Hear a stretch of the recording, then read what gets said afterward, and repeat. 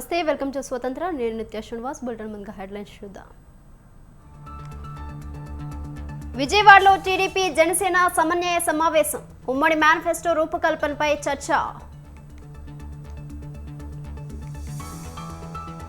చలో సెక్రటేరియట్ కు ముందే అరెస్టులు. గిడుగు మస్తాన్ వలీలను అదుపులోకి తీసుకున్న పోలీసులు.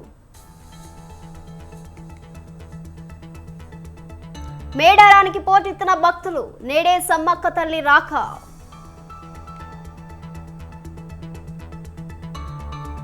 నేడు వనదేవతల సన్నిధికి కిషన్ రెడ్డి. బీజేపీ విజయ సంకల్ప యాత్రలో పాల్గొనున్న కేంద్ర మంత్రి. సిద్దిపేట సబ్ స్టేషన్ను పరిశీలించిన పొన్నం. అగ్ని ప్రమాదంపై విచారణ జరుపుతున్నామన్న మంత్రి.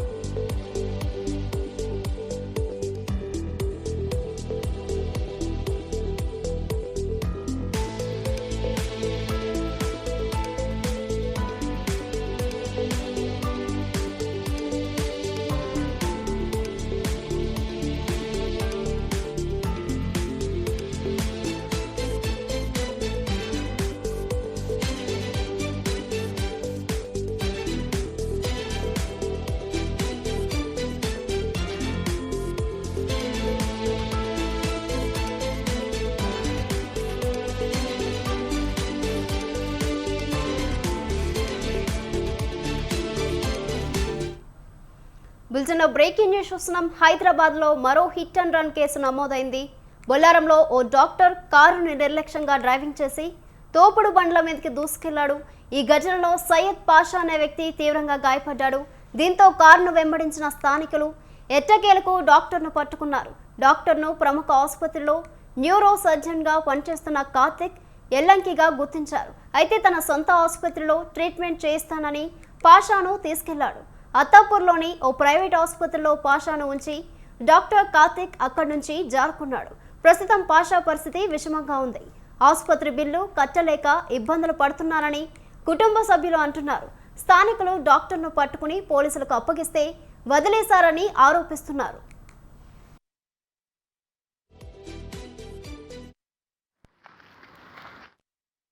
మరింత సమాచారం మా ప్రతినిధి పవన్ ఫోన్ లైన్ లో అందిస్తారు. పవన్, ప్రస్తుతం మీ దగ్గర ఉన్న అప్డేట్స్ ఏంటి?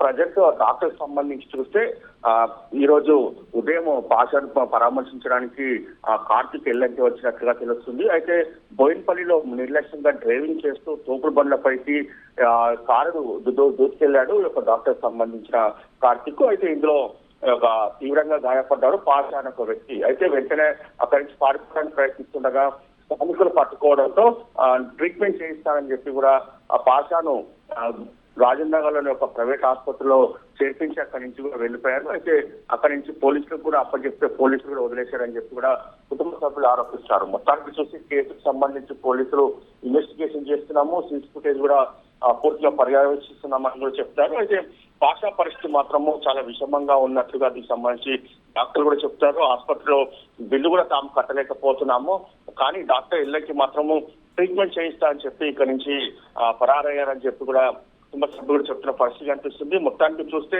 ఒక డాక్టర్ సంబంధించిన విషయంలో పూర్తిగా పోలీసులు నిర్లక్ష్యం వహిస్తున్నారని మాత్రము ప్రధానంగా కుటుంబ సభ్యులు కూడా ఆరోపిస్తున్నారు. Right Pavan, thank you. ankle pain is really good for you. Touching is a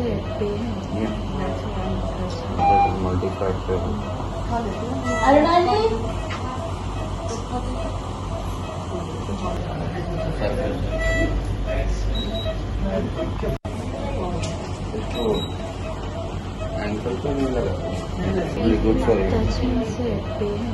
Yeah. Natural. That is multi-part.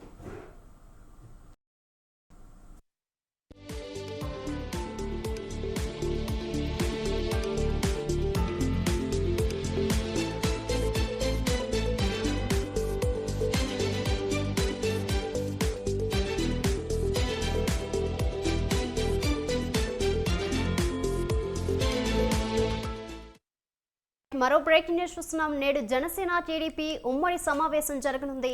రెండు పార్టీల నేతలు కలిసి రానున్న ఎన్నికల్లో కలిసి నడిచేందుకు అవసరమైన రూట్ మ్యాప్ను సిద్ధం చేయనున్నారు.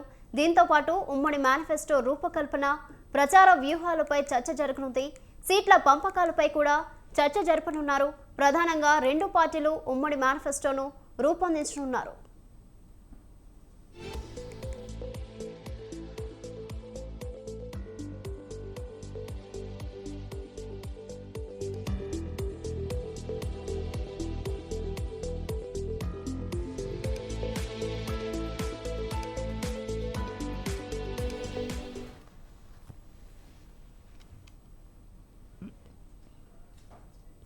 దీనిపై మరింత సమాచారం మా ప్రతినిధి సంతోష్ ఫోన్లో అందిస్తారు. సంతోష్.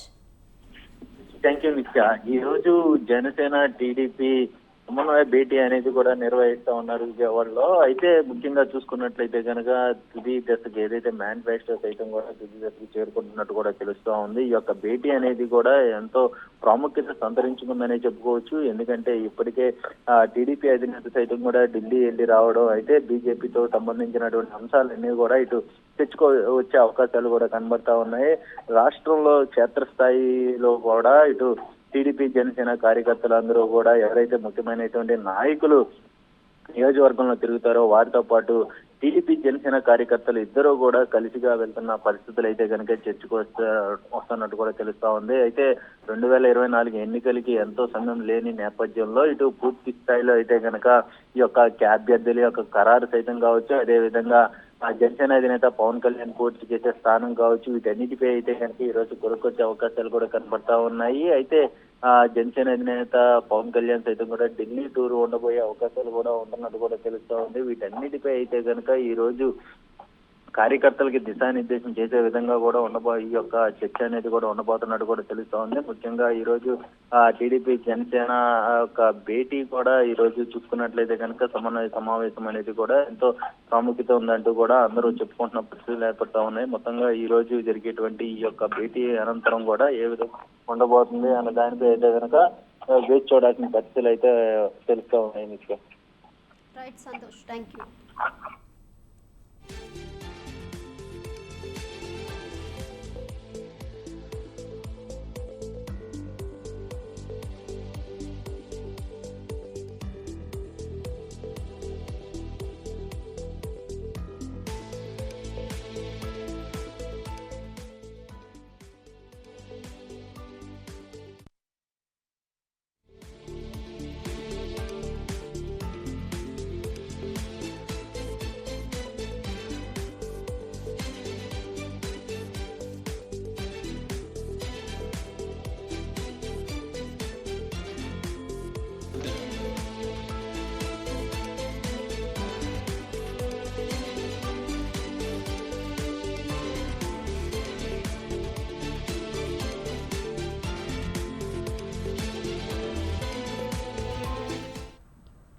మరో బ్రేకింగ్ న్యూస్ చూస్తున్నాం.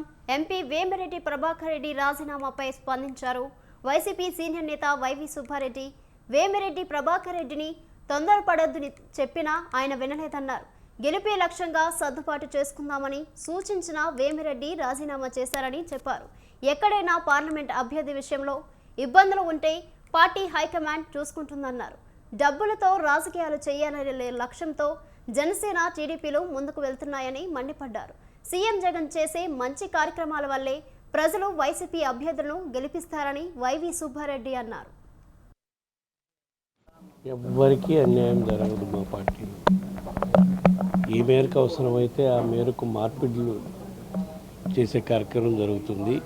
175 నియోజకవర్గాల్లో అభ్యర్థులు గెలిపే లక్ష్యంగా పెట్టుకొని మార్పులు చేస్తున్నారు, జరగటం జరుగుతుంది. కానీ ఎక్కడన్నా ఒక అభ్యర్థిని పెట్టినందువల్ల అక్కడ పార్లమెంట్ అభ్యర్థికి ఇబ్బందికర పరిస్థితి ఉంటే అది మళ్ళీ అధ్యక్షుడు గారితో మాట్లాడి దాన్ని ఏదైనా మార్పులు చేర్పులు సయోధ్య చేసుకునే కార్యక్రమానికి పార్టీ పెద్దలు ఎప్పుడూ తయారుగానే ఉంటారు. ఆయనతో కూడా నేను కూడా మాట్లాడటం జరిగింది. తొందరపడొద్దన్న పార్టీలో మనసుని సర్దుబాటు చేసుకొని పోదాం, గెలిపే లక్ష్యంగా ముఖ్యమంత్రి గారు మార్పులు చేర్పులు చేసుకొని పోతున్నారు అని చెప్పడం జరిగింది. ఎవ్వరికీ అన్యాయం జరగదు మా పార్టీలో. త్వరలో పార్లమెంట్ ఎన్నికలు జరగనున్న వేళ సీఎం రేవంత్ రెడ్డి కాంగ్రెస్ పార్టీ నుంచి తొలి అభ్యర్థులు ప్రకటించారు. మహబూబ్ నగర్ పార్లమెంట్ కాంగ్రెస్ అభ్యర్థి పేరు కాంగ్రెస్ తొలి అభ్యర్థి పేరును టీపీసీసీ చీఫ్ ముఖ్యమంత్రి రేవంత్ రెడ్డి ప్రకటించారు. కల్వకుర్తి మాజీ ఎమ్మెల్యే వంశీచంద్రెడ్డిని మహబూబ్ నగర్ కాంగ్రెస్ ఎంపీ అభ్యర్థిగా అనౌన్స్ చేశారు. 50,000 ఓట్ల మెజార్టీతో వంశీచంద్రెడ్డిని గెలిపించాలని ఈ సందర్భంగా సీఎం రేవంత్ రెడ్డి కోరారు.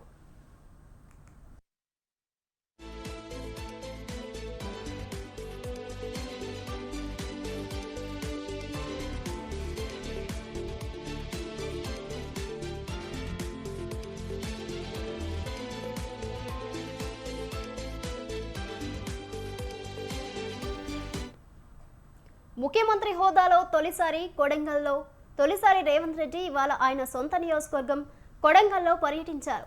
ఈ సందర్భంగా పలు అభివృద్ధి పనులకు శంకుస్థాపన చేశారు. అనంతరం నారాయణపేట జిల్లా కోస్గిలో ఏర్పాటు చేసిన సభలో సీఎం రేవంత్ రెడ్డి ప్రసంగించారు. ఈ సందర్భంగా మహబూబ్ నగర్ కాంగ్రెస్ ఎంపీ అభ్యర్థిగా వంశీచంద్రెడ్డి పేరును ఖరారు చేశారు.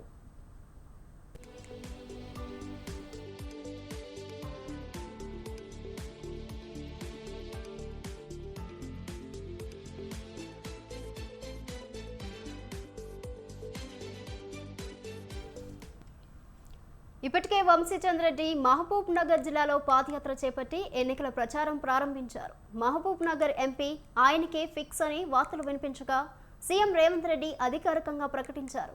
వంశీచంద్రెడ్డిని భారీ మెజార్టీతో గెలిపించాలని ప్రజలు కోరారు. రాబోయే పార్లమెంట్ ఎన్నికల్లో 14 స్థానాల్లో కాంగ్రెస్ అభ్యర్థులను గెలిపిస్తేనే దేశ స్థాయిలో తెలంగాణ గొప్పతనం తెలుస్తుందన్నారు. అసెంబ్లీ ఎన్నికలతోనే కాంగ్రెస్ యుద్ధం అయిపోలేదన్నారు. పార్లమెంట్ ఎన్నికలో 14 సీట్లు గెలిస్తేనే కాంగ్రెస్ యుద్ధం గెలిచినట్లు అవుతుందని చెప్పారు. ప్రతి ఒక్క కార్యకర్త కాంగ్రెస్ గెలుపు కోసం పనిచేయాలన్నారు. మిత్రుడు సోదరుడు వంశీచంద్రెడ్డిని ఆశీర్వదించాల్సిందిగా ఈ కొడంగల్లో 50,000 దగ్గకుండా ఆ పైన మెజార్టీ ఇవ్వాల్సిందిగా కోరుకుంటూ మీ బిడ్డగా ఎప్పుడు మీ గౌరవాన్ని నిలబెట్టే విధంగా ప్రయత్నం చేస్తా. ఎక్కడికి వెళ్ళినా గర్వంగా మా బిడ్డ, మా కొడంగల్ బిడ్డ, మా అన్న రేవంత్ అన్న అని మీరు చెప్పుకునే విధంగా, మీ గౌరవం పెంచే విధంగా నేను వ్యవహరిస్తానని తెలియజేస్తూ వంశీచంద్రెడ్డి 2014లో అసెంబ్లీ ఎన్నికల్లో కల్వకుర్తి నియోజకవర్గం నుండి కాంగ్రెస్ పార్టీ తరఫున పోటీ చేసి గెలుపొంది తొలిసారి శాసనసభలో అడుగుపెట్టారు. 2018లో జరిగిన ముందస్తు ఎన్నికల్లో బీఆర్ఎస్ అభ్యర్థి జైపాల్ యాదవ్ చేతిలో ఆయన ఓటమి పాలయ్యారు. 2019 లోక్సభ ఎన్నికల్లో మహబూబ్ నగర్ నుంచి పోటీ చేసి బీఆర్ఎస్ అభ్యర్థి మన్ని శ్రీనివాసరెడ్డి చేతిలో ఓడిపోయారు.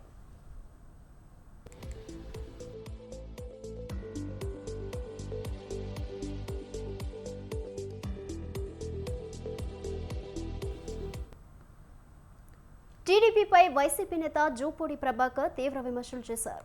వైఎస్ జగన్ను వ్యతిరేకించడమే ఏకైక మార్గంగా ప్రజల్ని తప్పుదోవ పట్టిస్తున్నారని ఆరోపించారు. మేము సిద్ధమంటే మేము కూడా సిద్ధమంటూ బలహీన గొంతుతో మాట్లాడడం అర్థమవుతుందన్నారు. జగన్మోహన్ రెడ్డిని గెలిపిస్తే సంక్షేమ పథకాలు డబుల్ అవుతాయని అన్నారు. ఆయన్ని వ్యతిరేకించడమే ఏకైక మార్గంగా ఎంచుకుని ప్రజల్ని తప్పుదోవ పట్టించే మార్గంలోకి వస్తున్నటువంటి ఈ పచ్చ బ్యాచ్కి మేము అడుగుతా ఉన్నాం. మేము సిద్ధం అంటే పక్కన యాడ్జెక్టివ్ చేర్చుకుని మేము కూడా సిద్ధమే, మేము కూడా సంసిద్ధమే అనే వీక్ గొంతుతోటి మీరు మాట్లాడుతున్న విధానమే ప్రజలు అర్థం చేసుకున్నారు. సిద్ధం అనేది దేనికి సిద్ధం అంటే ఈ రాష్ట్రంలో మళ్ళీ తిరిగి డీబీటీ కోటాను కోట్ల డబ్బుల్ని ప్రజలకు పంచడానికి మేము సిద్ధం. జగన్మోహన్ రెడ్డి గారు వస్తే, జగన్మోహన్ రెడ్డి గారిని గెలిపిస్తే సంక్షేమ కార్యక్రమాలు ఇంకా డబుల్గా ముందుకెళ్తాయి. మీ ఇంటికే ప్రతి ప్రోగ్రాం వచ్చి మీ డోర్ను తట్టి మీకు ఇచ్చిపోతుంది. దానికి మేము సిద్ధం. అత్యాస కొంపకు చేటు అంటారు. అది నిజమే అయింది. ప్రభుత్వం ఇచ్చే జీతాలు చాలక లంచాలకు అలవాటు పడి ఏసీబీకి అడ్డంగా బుక్ అవుతున్నారు. 84,000 రూపాయలు లంచం తీసుకుంటూ అడ్డంగా ఏసీబీ అధికారులకు బుక్ అయినారు tribal welfare engineering department executive engineer జగత్ జ్యోతి. జ్యోతి అక్రమాస్తుల చిట్టా తెలియాలంటే మీరు ఈ స్టోరీ చూడాల్సిందే. మరి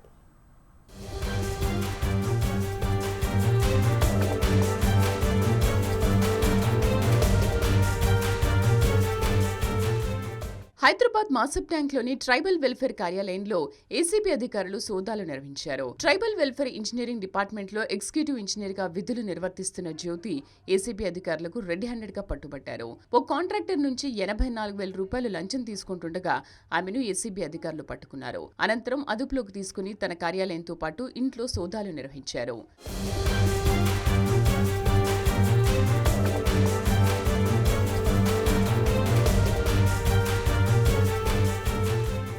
జ్యోతి ఇంట్లోనూ సోదాలు నిర్వహించి 65 లక్షల రూపాయల నగదు, 4 కిలోల బంగారు ఆభరణాలు స్వాధీనం చేసుకున్నారు. జ్యోతి ఆదాయానికి మించిన ఆస్తులు సంపాదించడంతో కేసు నమోదు చేశారు. జ్యోతికి సంబంధించిన అక్రమాస్తుల దర్యాప్తు ఇంకా కొనసాగుతుందని అధికారులు చెబుతున్నారు. ట్రైబల్ అడ్మినిస్ట్రేషన్ బిల్డింగ్లో 84,000 రూపాయలు లంచం తీసుకుంటూ పట్టుబడిన జ్యోతి ఈ నేపథ్యంలోనే ఏడవడం మొదలుపెట్టింది. ఈ వీడియో కాస్త సామాజిక మాధ్యమాల్లో వైరల్గా మారింది.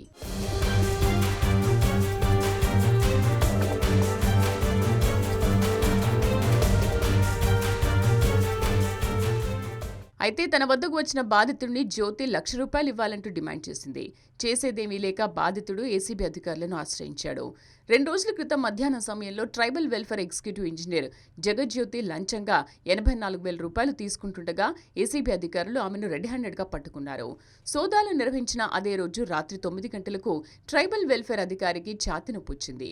దీంతో వెంటనే ఏసీబీ అధికారులు ఉస్మానియా ఆసుపత్రికి తరలించి ఈసీజీ, బీపీ, బ్లడ్ టెస్టులు, షుగర్, గుండెకు సంబంధించిన టెస్టులు చేయించారు. అన్ని టెస్టులు నార్మల్గా వచ్చాయి. జ్యోతి ఆరోగ్యం ప్రస్తుతం నిలకడగా ఉందని ఆందోళన చెందాల్సిన అవసరం లేదన్నారు వైద్యులు. ఉస్మానియా ఆసుపత్రి నుంచి జ్యోతిని డిశ్చార్జ్ చేసి ఏసీబీ కోర్టులో హాజరుపరిచారు.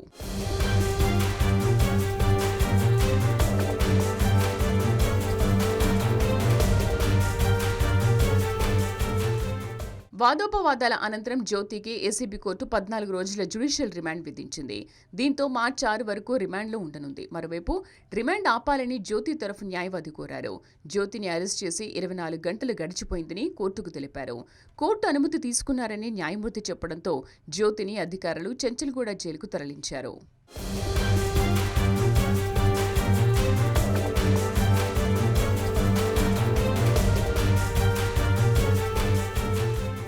వివిధ ప్రభుత్వ శాఖల్లో పనిచేసే ఉద్యోగులు మంచి జీతం సంపాదిస్తున్నా కూడా ప్రజలను డబ్బు కోసం జలగల్లా పీడిస్తున్నారు. ఇటువంటి సంఘటనలు కొన్ని బయటపడుతున్నా బయటపడని ఉదంతాలు అనేకం ఉన్నాయి. ముఖ్యంగా అవినీతికి పాల్పడే అధికారులను ప్రభుత్వం సస్పెండ్ చేస్తున్నా వారిలో ఎటువంటి మార్పు రావడం లేదు. కొన్ని కేసులు కోర్టులో సంవత్సరాల తరబడి వీగిపోతూనే ఉన్నాయి. మరికొంతమంది బెయిల్పై జైలు నుండి బయటకొచ్చి రాజకీయ నాయకుల పలుకుబడితో ఉద్యోగాల్లో చేరి యథావిధిగా అవినీతికి పాల్పడుతూనే ఉన్నారు. ఇలా ఎన్ని ఘటనలు జరుగుతున్నా కూడా లంచగొండిల్లో మాత్రం మార్పు రావడం లేదు.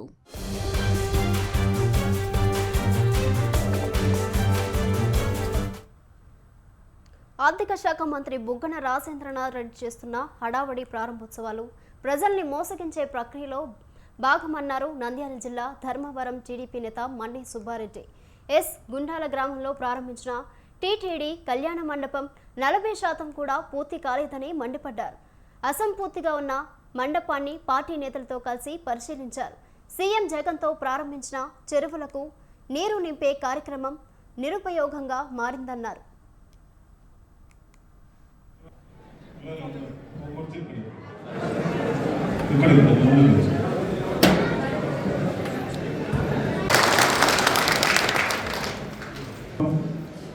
శ్రీకృష్ణ దేవరాయల కాలంలో కఠిన అభివృద్ధి గురించి కానీ కేంద్రంలో మోడీ మల్కజ్గిరిలో మల్కా అనే నినాదంతో ముందుకు వెళ్తున్నారు బీజేపీ నేత పల్లవి మోడల్ స్కూల్ అధినేత మల్కా కొమరయ్య. విజయ సంకల్ప యాత్రలో భాగంగా తాడ్ బంధు ఆంజనేయ స్వామి దేవాలయంలో ప్రచార రథాలకు ప్రత్యేక పూజలు చేసిన ఆయన విజయ సంకల్ప యాత్రను జెండా ఊపి ప్రారంభించారు. ప్రధానిగా మోడీ హ్యాట్రిక్ విజయం సాధిస్తారన్న కొమరయ్య తెలంగాణలో 17 పార్లమెంట్ స్థానాలను బీజేపీ కైవసం చేసుకుంటుందని ధీమా వ్యక్తం చేశారు.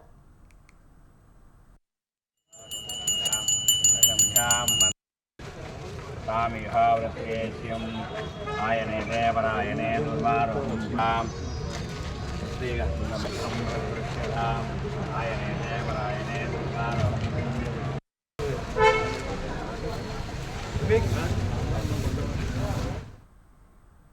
పంటలకు కనీస మద్దతు ధరకు చట్టబద్ధత, రుణమాఫీతో పాటు పలు డిమాండ్లతో దేశ రాజధాని దిశగా కదం తొక్కిన రైతులు 2 రోజుల పాటు చలో ఢిల్లీ మార్చ్ను వాయిదా వేసుకున్నారు. పంజాబ్, హర్యానా సరిహద్దులో పోలీసులతో ఘర్షణ జరిగిన నేపథ్యంలో ఈ నిర్ణయం తీసుకున్నారు. తదుపరి కార్యాచరణను రేపు సాయంత్రం ప్రకటిస్తామని పంజాబ్ కిసాన్ మజ్దూర్ సంఘర్ష్ కమిటీ నాయకుడు సర్వన్ సింగ్ పందేర్ ప్రకటించారు. రైతులు, హర్యానా పోలీసుల మధ్య జరిగిన ఘర్షణతో తీవ్ర ఉద్రిక్తత నెలకొంది.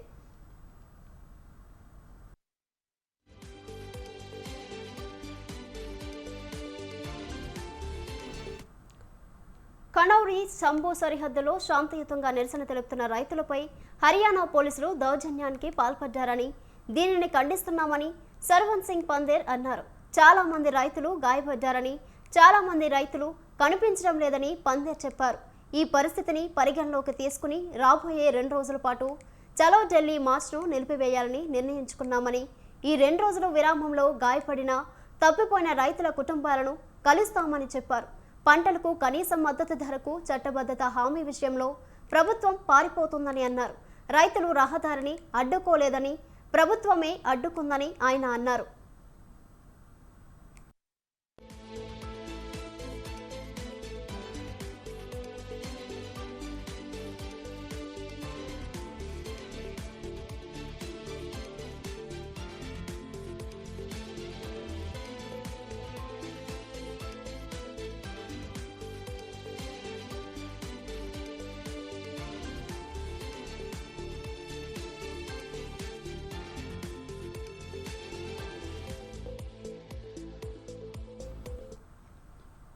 రైతులు, హర్యానా పోలీసులకు మధ్య జరిగిన ఘర్షణలో ఒక యువ రైతు మృతి చెందగా 2 తీవ్రంగా గాయపడ్డారు. గాయపడ్డ మరో 2 రైతుల ఆరోగ్య పరిస్థితి నిలకడగా ఉందని పాటియాలలోని రజేంద్ర హాస్పిటల్ మెడికల్ సూపరింటెండెంట్ రేఖీ చెప్పారు. ఇక హర్యానా పోలీసు అధికారి మనీషా చౌదరి స్పందించారు. దాతా సింగ్ కనౌరి సరిహద్దులో రైతు నిరసనకారులను పోలీసు సిబ్బందిని చుట్టుముట్టారని తెలిపారు. పోలీసులను అడ్డుకునేందుకు పంట వ్యర్థాలపై తగలబెట్టి మంటలో కారం పోసారని, పోలీసులపైకి రాళ్లు రువ్వారని తెలిపారు. కర్రలతో పోలీసులపై దాడి చేశారని, ఈ ఘటనలో 12 మంది పోలీసులు తీవ్రంగా గాయపడ్డారని వివరించారు.